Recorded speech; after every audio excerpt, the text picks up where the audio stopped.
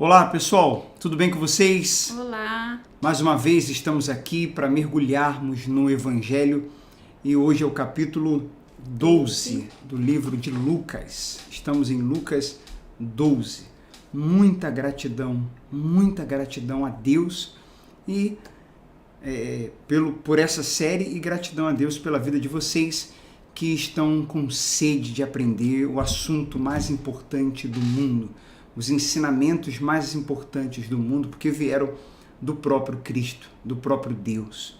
Então, vamos lá. O capítulo de hoje também é extenso, tem muita coisa profunda. Então, vamos iniciar logo, vamos aos primeiros versículos para a gente ganhar tempo aí, não se prolongar tanto na introdução. Enquanto você compartilha, deixa eu já começar aqui então, já eu passo para a Michele continuar lendo. Ensino e preparação para a crise. Advertência acerca da hipocrisia. Lucas 12. Quando as multidões cresceram a ponto de haver milhares de pessoas atropelando-se e pisando uma nas outras, Jesus concentrou seu ensino nos discípulos, dizendo: tenham cuidado com o fermento dos fariseus, que é a hipocrisia. Virá o dia em que tudo que está encoberto será revelado, e tudo que é secreto será divulgado. O que disseram no escuro será ouvido às claras, e o que conversaram a portas fechadas será proclamado nos telhados. Meus amigos, não tenham medo daqueles que matam o corpo. Depois disso, nada mais podem lhes fazer. Mas eu lhes direi a quem devem temer. Temam a Deus, que tem o poder de matar e lançar no inferno. Sim, a esse vocês devem temer. Vamos comentar aqui esse início. Ele fala para termos cuidado, fala com os discípulos. Ali não estava falando com a multidão estava crescendo, estava uma aglomeração danada. Jesus aproveitou o momento ali para dirigir suas palavras aos discípulos. Discípulos são aqueles que foram escolhidos, são aqueles que Jesus chamou para liderarem, para discipularem outras pessoas. E Jesus investiu muito neles, porque a partir deles o evangelho seria propagado e ali era o início, né, dessa mensagem, dessa nova aliança que Jesus estava para fazer, indo para a cruz, a caminho da cruz. E Jesus sabia que essa mensagem seria replicada, né, passada adiante para toda a humanidade, né? Pelo menos ele disse, pregar esse evangelho a toda criatura. Então, Jesus estava falando para eles assim, olha, tomem cuidado com os fariseus, porque eles ensinam coisas que eles não praticam. A gente já falou sobre isso, né? Comentamos, lemos no capítulo anterior, no capítulo 11, eles falam de coisas que não vivem, exigem coisas que eles não praticam, eles acrescentam, eles inventam, eles são uma coisa na frente das pessoas, eles aparentam uma certa espiritualidade no qual eles não vivenciam, eles não são aquilo que eles falam. Então tome cuidado, porque vocês não podem permitir que isso chegue até vocês. Vocês não podem ser assim. Vocês não podem se deixar levar por isso. E ele dá um alerta também. Ele deixa claro que isso vai ser revelado, que toda hipocrisia acaba sendo revelada. Inclusive algumas pessoas trazem consigo uma... Inclusive a de Judas, né? Foi também. Sim. E algumas pessoas trazem consigo, nós já atendemos casos de pessoas, isso é muito forte, de pessoas que carregam consigo, porque, olha só, essa hipocrisia de líderes religiosos na época, e isso também acontece hoje, infelizmente acontece muito, machuca, traumatiza, fere, bagunça a mente de muitas pessoas. E nós recebemos no WhatsApp, no direct, pessoalmente, pessoas que carregam essas feridas, esses traumas de ensinos, de comportamentos de alguns líderes religiosos. E o que acontece? Às vezes fica uma sensação, algumas pessoas carregam até, Michele, ressentimentos, mágoas, e outras questionamentos, e essa sensação de que não é possível, não tem justiça. Será que Deus não está vendo? Será que Deus não vê o que estão fazendo, muitas vezes, com pessoas, com a palavra dele? E Jesus está dizendo, olha, vai chegar um dia que tudo vai ser revelado. Vai chegar um dia que, além de tudo ser revelado, tudo será julgado. Então nós não temos por que guardar ressentimento, guardar mágoas e nem querer fazer justiça com nossas próprias mãos. Isso a gente deve entregar a Deus. Nosso coração tem que estar limpo, a gente deve perdoar. E essa questão da justiça, né, do ser revelado, a gente deve entregar isso a Deus, realmente entregar a Deus. Não somos nós que vamos fazer a justiça, não somos nós que vamos fazer justiça com nossas próprias mãos. Não tem jeito, tudo será revelado. Né? E ele falou justamente do fermento dos fariseus, porque, como o Marcelo falou, a aparência deles era de pessoas, né, justas, íntegras, retas, né? Era o que eles faziam das tripas do coração para aparentar isso para o povo, para passar credibilidade para o povo. Sim. Diferentemente daqueles que eram cobradores de impostos, que eram as prostitutas, enfim, o que todos já viam, né? Não só a aparência, como que eles praticaram, era exposto a todos, né? Então, Jesus dava um tratamento diferente para esses, porque eles não tinham essa preocupação, digamos assim, exagerada com a reputação. Eles eram o que eles eram, né? Pecadores, mas eles mostravam o que eles eram, né?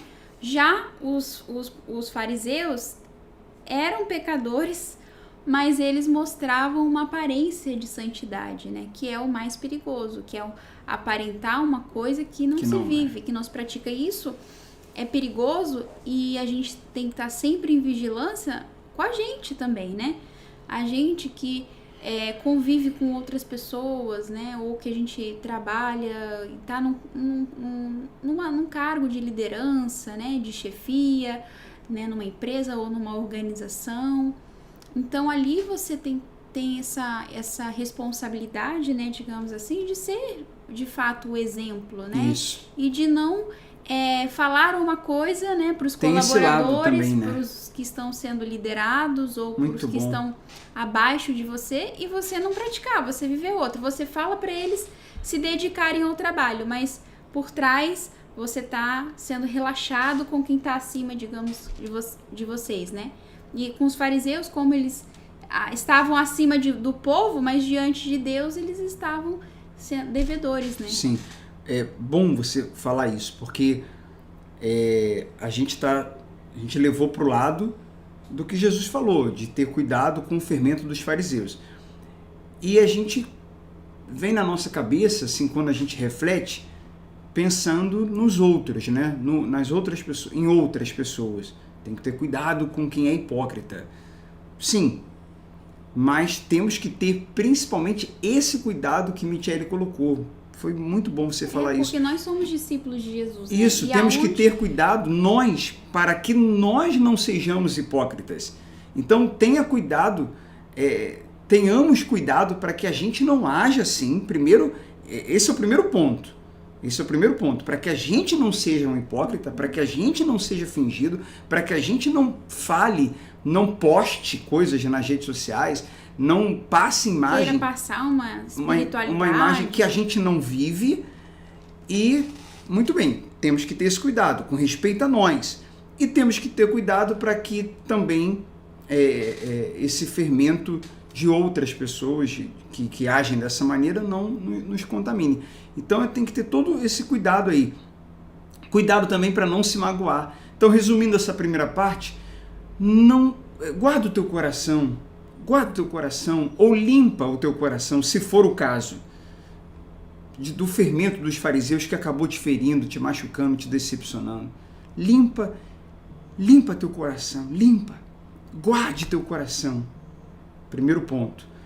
Segundo ponto, guarde o teu coração de agir como uma pessoa assim, fingida ou hipócrita. Não deixe a hipocrisia te contaminar.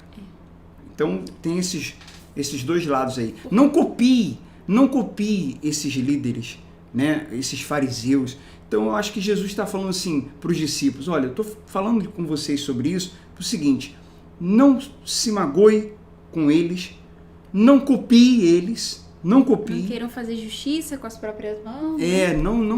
Cuidado.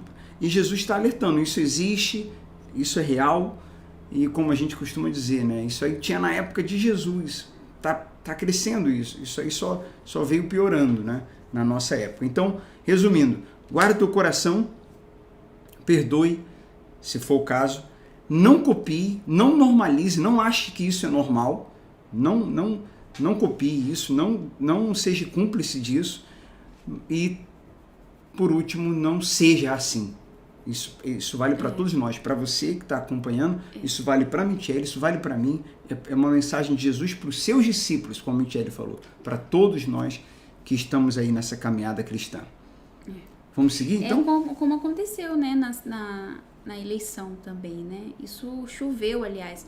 Muitas pessoas em nome da bandeira, pátria, família, né, ética, enfim, tudo mais. Deus, pátria e família, né?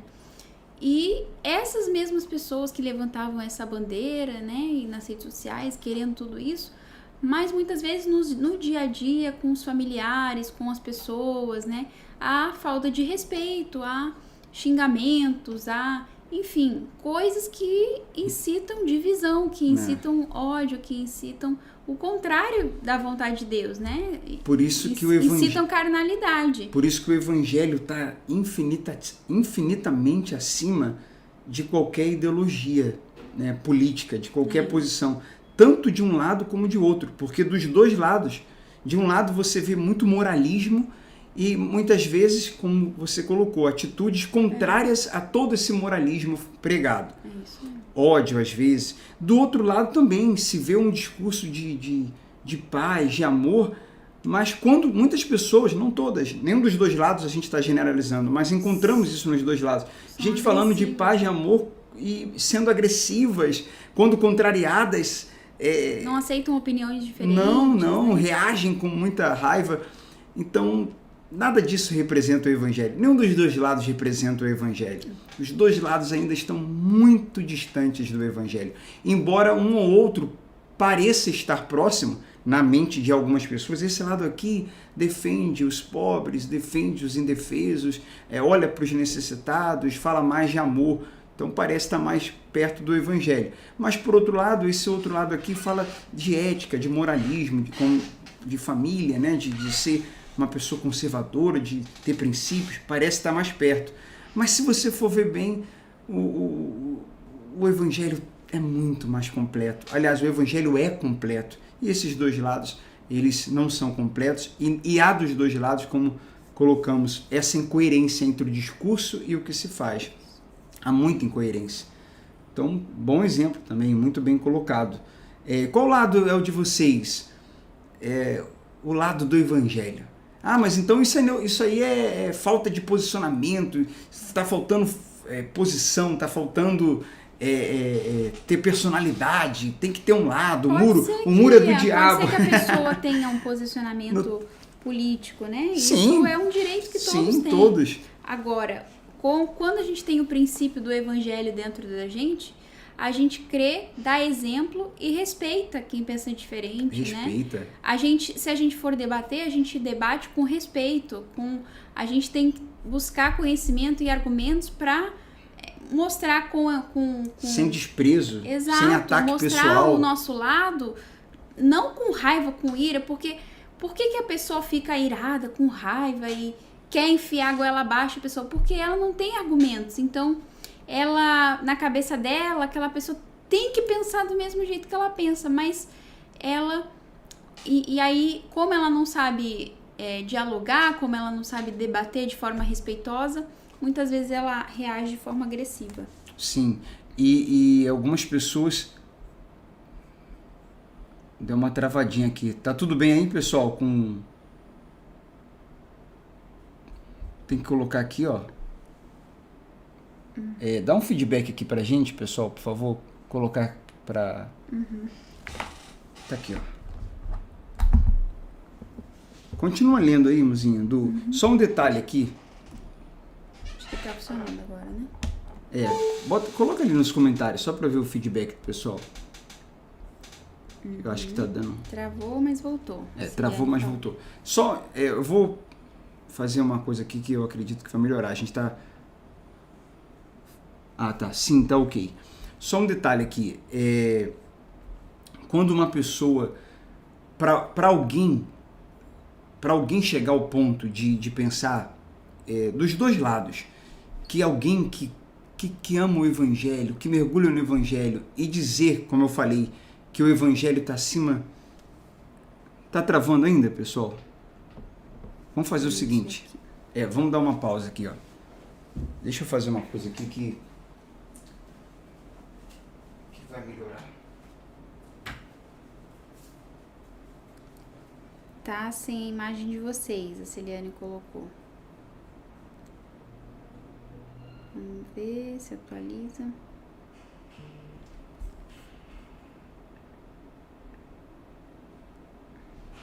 Voltou?